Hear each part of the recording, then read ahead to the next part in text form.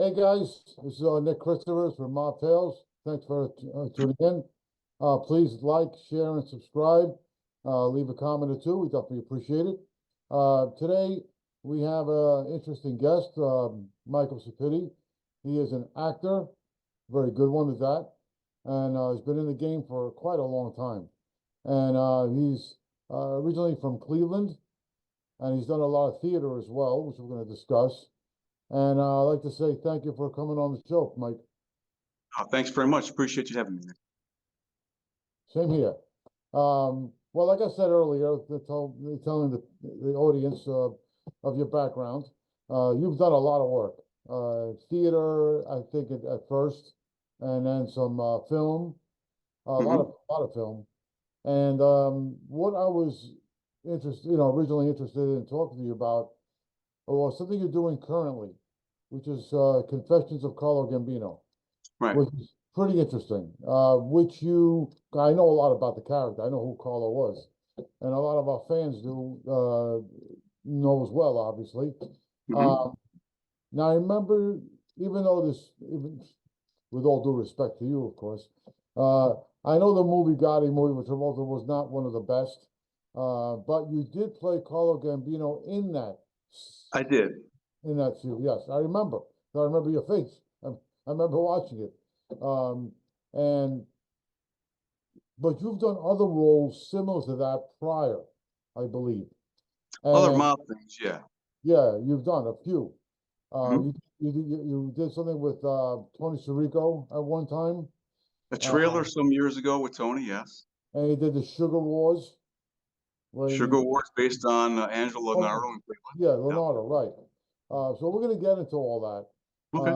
What I do want to ask first is if the viewers can get a better idea about how you got involved in acting. Like, what was your passion? What did that happen?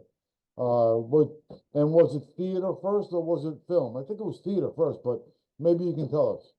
Yeah, it was definitely theater first. I got started much later than most people. Most people probably started early in grade school or high school. I probably started late 20s, early 30s. I was big in fitness and worked out a lot. And this is, I think, what led me to that. I had gone through a lot of surgeries and injuries. I played sports, worked out all the time, and eventually had to give a lot of that up. I wasn't lifting as much as I used to. I still work out regularly, but not like I used to.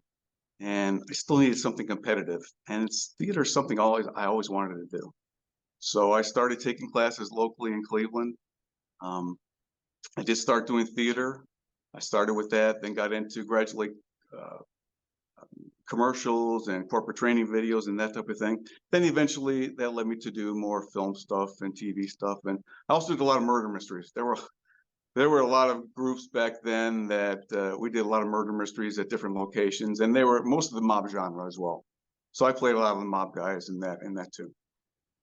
Yeah, I know you played I think one of your first or second theater shows, I think, was Conversations with My Father, I think it was. Yes. Yeah. It was like the early, right? That was like in the beginning, more or less? We did that back in maybe 2001, somewhere in that area. Played Jimmy Scalzo. Right, that was another mob guy. Oh, was it? Okay, I wasn't sure what character you played, but yeah, Jimmy Scalzo. Okay. Now you're making me remember all this stuff. Okay. But you played different roles, not just that type, obviously. You played. No, I played a lot of different things, but I remember there's another one called Only Kidding that I did in Phoenix. Played Sal D'Angelo. He was like an old Borscht Belt comedian agent, and it was a fun show too. But it was a similar type of character though. But you played another character named Scooter in Tracers.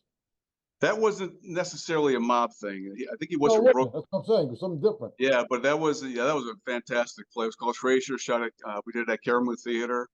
That was a fantastic production. One of my favorite things I've done. It was an awesome experience. And that was in Cleveland, correct? That was in Cleveland, Karamou House Theater, which is still around. I think one of the oldest theaters in the country. Okay, are they still in operation? They are still operational. Yeah. Oh wow, that's a long time. Okay. It is. Oh, all right. So that's like your alma mater, sort of. Well, Sort of. Cleveland Playhouse too, which they originally, the building I worked at the Cleveland Playhouse, because I interned at the Cleveland Playhouse also. They tore that building down, the original building. It's somewhere else now, but that also was probably one of the oldest theaters in the country. So it's unfortunate they tore it down because Paul Newman got his start there, and a program called Curtain Pullers, and Margaret Hamilton, who played the Wicked Witch in Wizard of Oz. And so Oh, there are wow, yeah. a lot of people that came through there. Interesting. Okay. Well, before I get into the Confessions of Carlo Gambino and some other work, um, when it comes to theater and film, which do you prefer? I mean, initially, when I first started, I liked theater. But now I really do enjoy more TV and film. There's such a different thing, though. I mean, I'm typically a person that is more like loud and outgoing when I'm on stage. So it was hard to kind of bring all that back. You know, you have to bring that down, obviously, with TV and film. And that's something I've been reminded of regularly at some casting sessions. Like, bring it down, because you can't do the theater voice when you're on TV. So it's much more of a nuance with the eyes and a look, and not as much as you are when you're on stage. Now, would you say that theater is a lot more demanding than, let's say, film or TV? Because film or TV, it's not like, you cut, they go to the next scene. With theater, Exactly. it Yeah. is You what know, I it is. definitely think theater was more demanding. I mean, sometimes you do 8 shows a week. Sometimes there's a matinee and an evening show on the weekends, and if you screw up, you got to go with it. You don't have that. You have the different advantage with TV and film because you can't cut, like you said, and do another take, and you don't have that option when you're doing live theater. So it's Right. definitely was more demanding. Yeah.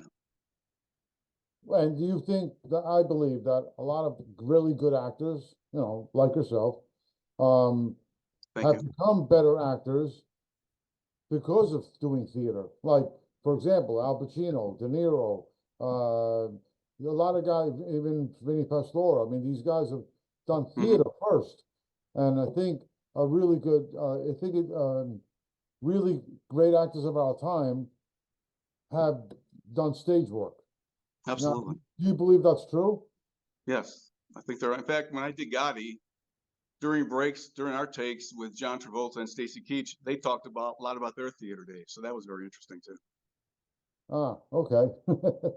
Now turning over to what we were discussing earlier, you did, like I said, a lot of different roles, mob roles, with the Gotti film and with Chicago Overcoat With with, Frank Vincent. with Frank Vincent, the Mhm. late Frank Vincent. He rest in Um, peace. right, he's a great guy, phenomenal. I met He him was. He was a great guy to many work with. times. He's really a great actor and a He good shot guy. me in the head, but can't hold that against. Well, in all those different actors that you've worked with, okay, was there anyone in specific that you enjoyed working with the most? I really did like working with John and Stacy a lot. I mean, I had first started hearing about that film, Gotti, back in probably around 2010, 2011, when they first started talking about it. And I don't know how many emails I sent out to producers and everything. Then finally, around 2016, it came to fruition, and I had the opportunity to audition for it. Um, and I actually had met John once before. We had mutual friends from high school, and I had met him once before. Actually, John did the eulogy at their father's funeral, so I met him briefly then. So this was way before the film, though. But back in 2016, I had an agent that contacted. I had auditioned for the movie, and it had been about 3 or 4 weeks, and I get my agent at that time, who unfortunately passed away recently. But he called me like late on a Friday night and said they want you to play Gambino. I said, cool, I'll do that. They want you to dye your hair. Well, they had to dye my hair white. So I got called late Friday night. I had to go to Cincinnati on Sunday. The Monday, they spent half the day dyeing my hair. So it went from black to yellow to white. And that's the final look you see in the movie, it's white. Yeah. But I really really enthusiastic about that role because I had heard about it for so long. I had met John, and it took like 6 years before I finally got to audition for that role. So I was very grateful to have the opportunity to work on that project. Okay. If there was any actor that you haven't worked with yet that you would like to work with, who would come in mind? Well, obviously, the natural mob stuff, Pesci and De Niro and, Pacino, but there's some other actors that I think are very well known and talented, but they don't have the recognition that like those, like Michael Shannon's fantastic. I think he's a great actor. I always want to work with him. Jessica Chastain. I mean, I consider forever name people, but Yeah, I'm those are sure. people that first come to mind. Okay. Um, Now the current project that I mentioned earlier was Mhm. Confessions with of Carlo Gambino. Now, me myself, I'm pretty much a mob expert and written many books on the subject and know too much probably. Uh, when I see that title, people are going to be Right. like, "Wait a minute, he never confessed." He wouldn't confess. I know. Wait a minute, what the hell is that? So when I kind of saw that, I was like, "Wait a second, what is he talking about?" So I'm very curious as to the idea behind that. Like, maybe you can explain. All right. Well, when I first did Gambino for Gotti, that's when I started getting interested in that character. Obviously, I had 2 days to get ready for that, and it was a small, a little smaller scene with John and Stacy. And I did some research on Gambino. I wanted to really get his characteristics down, the nodding, the grinning. Unfortunately, I wasn't. There's no one around that I could find anyway that knew what he sounded like. I mean, I talked to some people that were aware of him that may have worked with people he worked with, and I knew he had an Italian accent. Some say it was light, some say it was thick. Like Joe Bonanno had a really thick. I've heard him speak, and he had a really thick Italian accent. So I wasn't sure about Gambino. I'd still be really interested in exactly what he sounded like. But I started doing some research on him, and I did some monologues. I did probably 3 monologues that led to the development of the film. I put them on Facebook and Instagram, just based on my research. The first was like a 2.5 minute monologue, and just about where he came from and how he came over to the States and all that kind of stuff. The people he got involved with when he first came here, with I think Salvatore Tequila, and then the Young Turks with Luciano and Mhm. Genovese and Anastasia. And the more I researched, the more I really got into wanting to do him. So based on that, when I started posting those monologues on Facebook and Instagram, I had a lot of friends of mine say you should do a one-man show, which is still kind of in the back burner because that would be interesting. I don't know that I had enough material for that though, but I really wanted to do a film first anyway. So took those monologues and worked with my co-producer and co-director Edward Lee Cornett, and we kind of shortened it. It was the monologues were a lot of detail, and we wanted to make it more conversational because he's having a conversation with God. And oops, I gave it away. But that's who he's talking to, which obviously with my synopsis I sent you and the church background, you can kind of tell that. But we had talked about it, and we just the more from the monologues we just drew upon the script where it came from.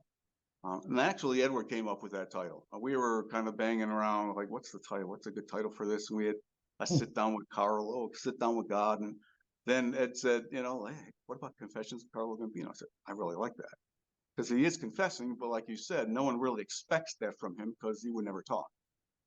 So Mhm. that's kind of a whole backstory on that. So the project is completed. I'm assuming. It's actually doing really well in film festivals right now. It's won awards in Italy, in Right. Yeah, I Rome, remember that. in LA. Yeah, it's doing very well in film festivals. I've talked to a couple of distribution platforms, a couple that wanted it. I wasn't that crazy about their platforms, and I'm still talking to a couple of other ones. So Okay. ultimately, I'd like to do that. It was a shorter film. It's a little more difficult to market it sometimes, although it's getting better. But as far as that goes, festival is probably the best route. But that's kind of the next step. I mean, I would love more to come from it. Whether it's playing him again or going into a feature or a series, that would be fantastic too. But right now, it's doing the festival route and doing pretty well. Okay. I mean, can the public see it? Can we see it anywhere or no? Well, not Not unless you're yet. at that festival. no, no, I don't have it streaming yet. So if that All right. happens, I Okay. will certainly post it. I'll let you guys know. But at the moment, it's strictly at festivals. Okay. Yeah, I mean, I'm very curious to see it myself. Because it sounds very interesting. Um, I mean, this is like a question that I think a lot of people like yourself have probably heard many times. Mhm. And I mean, being of Italian descent and playing roles like this, Mhm. a lot of Italians just like, oh, why are you doing this? You're glamorizing it. Why you? Did you ever come across some kind of backlash with that kind of thing? I personally haven't really. No, I mean, I like that genre. I like other genres as well, but that's my look, and I enjoy doing that kind of stuff. So, go with it. Okay.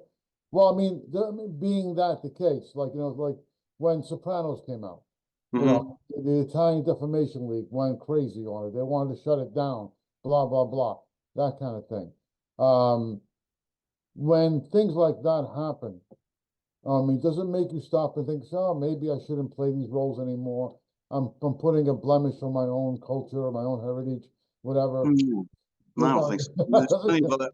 I lived in the Pavarotti. I was in Rome recently, first time, and saw Michelangelo, and well, that was in Florence, but so no, there's plenty of artistic endeavors that Da Vinci and a lot of other Italians that have contributed to the states and to the culture. Mob part is just one part of it. So I enjoyed that genre as I enjoy other things that other Italians have done. So it doesn't really bother me that people have that, idea or sense of that. No. Right. Okay. No, it's a good answer. No, I mean, I agree. I mean, I just think, I mean, I'm Greek. So we have people in my world. I mean, there was a Greek mob. I mean, it did exist, and still Hmm. kind of does in Greece. But um, it's something where it's part of your history, whether you like it or not. It's just Exactly. part of it. You can't ignore it. You can't put a towel over it. It is what it is. Right. So you gotta accept it and go with it. That's what I believe anyway. I mean, I understand what the Defamation League is saying. I get it to a certain degree. I understand. Right. Um, look, everybody's got a stereotype. I mean, I think Jews have their own stereotype. The Asians do. I mean, everybody does. So you don't need to get your diapers in a bunch every time. Right. I just Right. like it. But outside of You're that, not going to please everyone, right? So you exactly, kind of you got to can't. do Yeah, what you enjoy, and hopefully someone will appreciate it. exactly. I mean, I know I do. Well, I mean, outside of Confessions with Carlo Gambino, is there anything else you're working on currently? Um, including with that. I mean, I've auditioned for a couple of films this week that I can't discuss, of course. They weren't mob movies, though.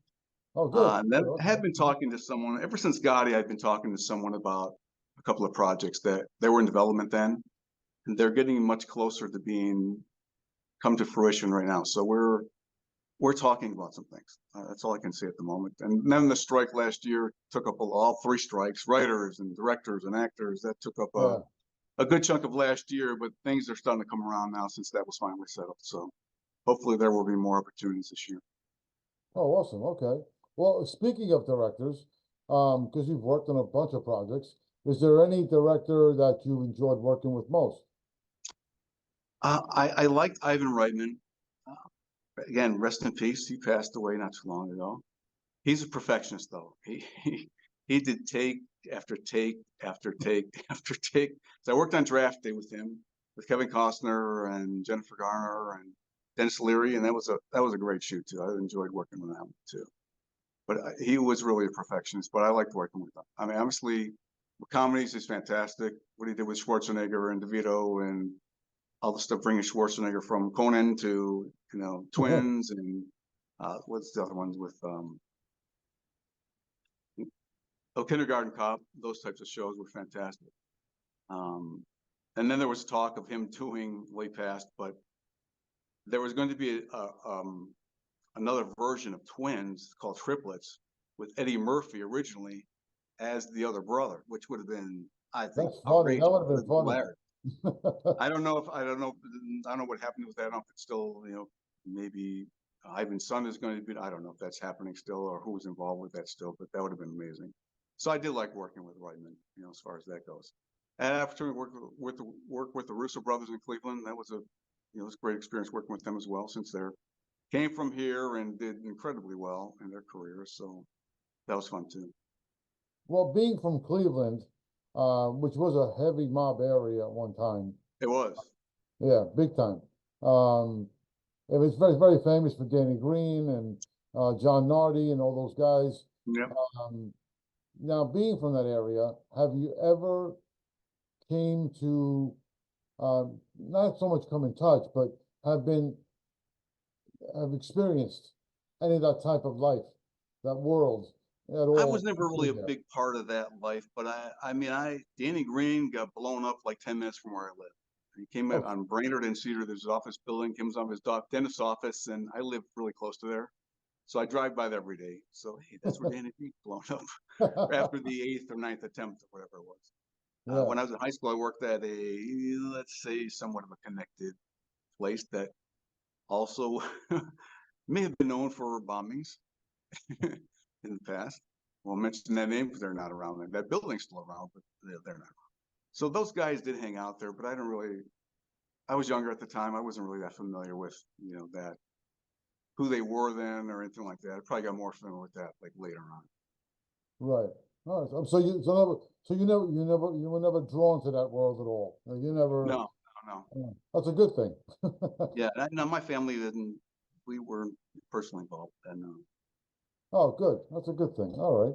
Not bad. father was a barber and a salesman, and that's what he liked. So still a stereotype. He was a barber. All right, I'll admit it. But yeah. But it seems that you do pull off the role very well.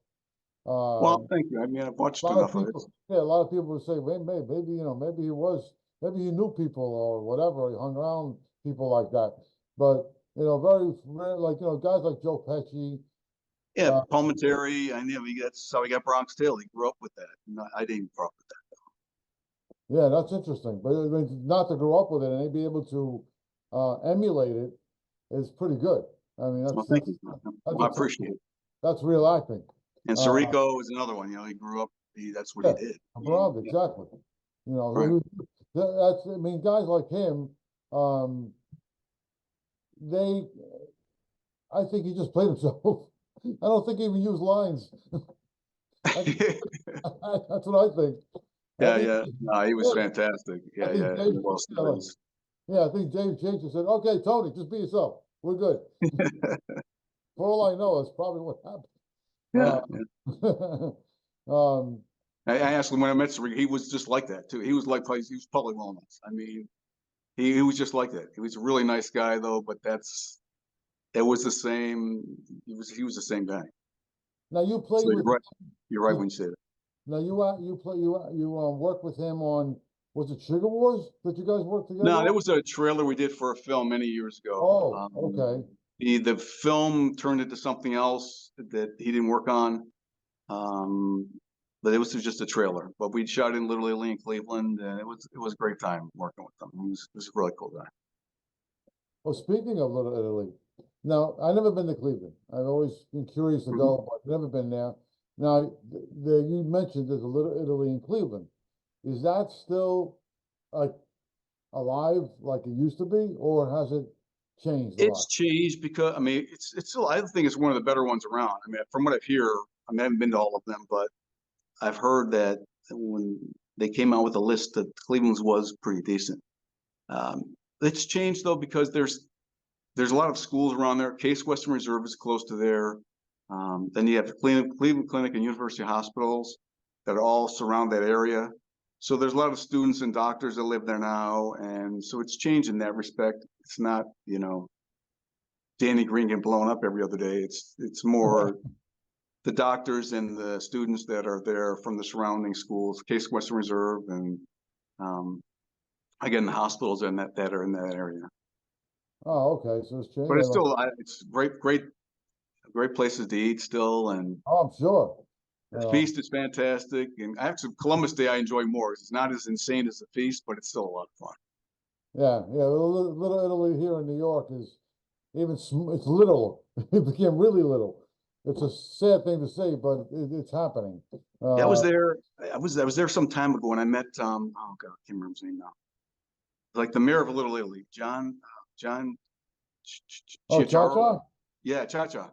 Yeah, he passed away not too long I ago. know that. Yeah, yeah. When I was there, not too well, some time ago, we had a chance to go to his restaurant and meet him, and yeah, that was a really cool thing too. Then I heard he was like the mayor of Little Italy and that kind of stuff, and so that was probably the last time I was there to really experience that when he was around.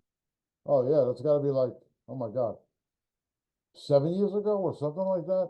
It was So even there. It was there. Yeah, it was maybe much more. longer than that though when I was there last time as well. Obviously, well before he passed. Yeah, yeah, it's got to be something like that. Yeah, Yeah, it was a great. I remember I knew Cha Cha, so I yeah, used to yeah. I used to go hang out at his restaurant over there on Mulberry Street, long time ago. Right, right. Yeah, forget it. Yeah, he Um, still the guy used to use cannoli there or something like that. yeah, yeah, yeah. Oh, Favara's right across the street. Okay, Um, okay. yeah. Um, out of all the different characters you played, in Chicago Overcoat, in the Gotti movie, in the Sugar Wars, and other type of roles you played, was there any specific role that you really felt you really nailed it? I mean, you really felt proud of I really like doing Gambino. I mean, we're like the same. And when he got a little older, we're the same height, same weight. I mean, I love his glasses were similar to this. His hat was similar to this. I love it. doing that role. So that's kind of really got me motivated to do the monologues, and which led to the movie. And again, hopefully, I'll have the chance to do them again.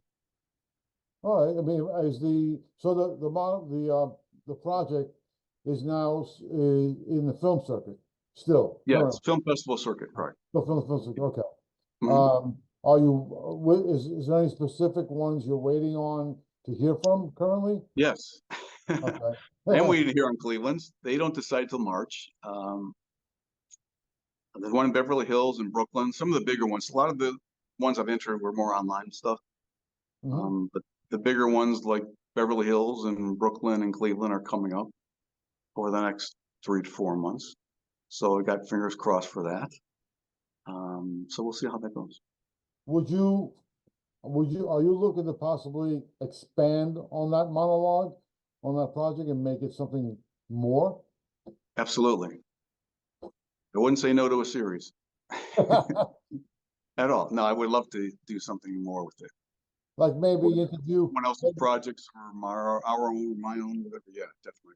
I want to maybe do. getting some people on there that were actually knew him, or maybe Actually, that would be kind of time interesting. yeah, I talked to a girl. Well, we exchanged some messages on Face or on Instagram a long time ago, and she did know him when she was in high school, but she didn't give me a lot of information about it. And I didn't at that time. I wasn't really looking for a lot of information. I didn't really know what to ask then.